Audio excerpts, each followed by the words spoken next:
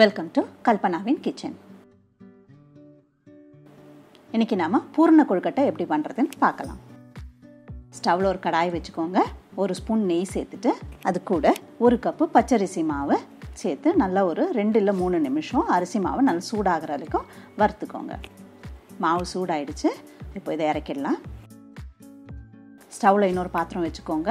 அதில் 1 இல்லை 1.5 கப் தண்ணி நல்லா கொதிச்சதும் இப்போ அதை எடுத்து நம்ம வறுத்து வச்சுருக்க மாவில் சேர்த்து கலக்க போகிறோம். அதுக்கு முன்னாடி மாவில் ஒரு 2 சிட்டிகை அளவு உப்பு சேர்த்துக்கோங்க. இப்போது இந்த கொதிக்கிற தண்ணியை அதில் கொஞ்சம் கொஞ்சமாக சேர்த்து எல்லா மாவும் ஈரமாகிற அளவுக்கு தண்ணி சேர்த்து பிசைஞ்சால் போதும். அதிகமாக தண்ணி சேர்த்துறாதீங்க.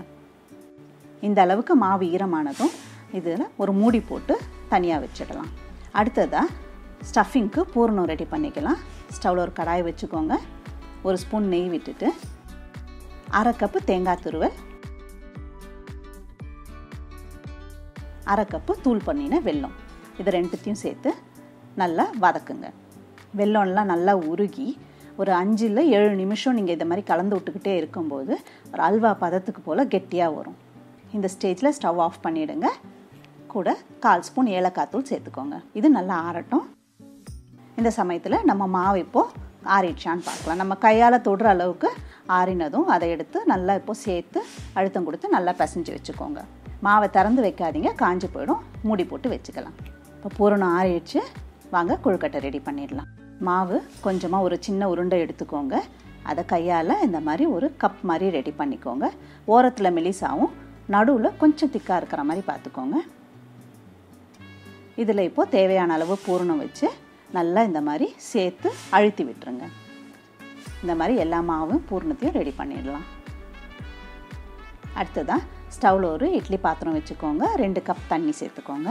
தண்ணி நல்லா கொதித்ததும் நம்ம ரெடி பண்ணி வச்சுருக்க கொழுக்கட்டையை இட்லி பாத்திரத்தில் வச்சு மூடி போட்டு 10 நிமிஷம் மீடியம் ஃப்ளேமில் வேக விட்டுருங்க. 10 நிமிஷம் ஆயாச்சு.